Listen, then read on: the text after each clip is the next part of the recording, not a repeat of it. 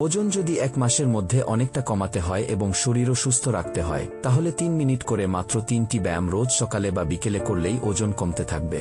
শরীরের সমস্ত পেশির সক্রিয়তা বাড়বে, শরীরের রক্ত সঞ্চালন বাড়বে, দিনভর কাজের শেষেও শরীর চনমনে থাকবে। জেনে নিন 3টি ব্যায়ামের নাম এবং কিভাবে করবেন। স্কোয়াট। শুরুটা স্কোয়াট দিয়ে করবেন। অন্যান্য ওয়ার্কআউটের মতো স্কোয়াট অত কঠিন নয়। কমবয়সীরা তো বটেই, 40-এর বেশি বয়সীদের জন্য স্কোয়াট উপকারী। পেট, কোমর, নিতম্ব, উরু সবেরই ব্যায়াম হয়। বেসিক স্কোয়াটে 2টি পা অল্প ফাঁক করে সোজা হয়ে দাঁড়াতে হবে। এবার চেয়ারে বসার মতো ভঙ্গি করতে হবে। 2টি জিনিস মাথায় রাখতে হবে।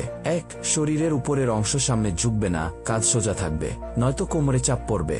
2. ওঠা বসার সময়ে গোড়ালিতে জোর দিতে হবে।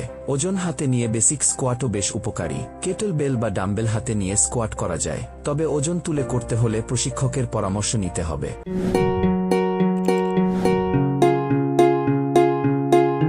লাঞ্জেস।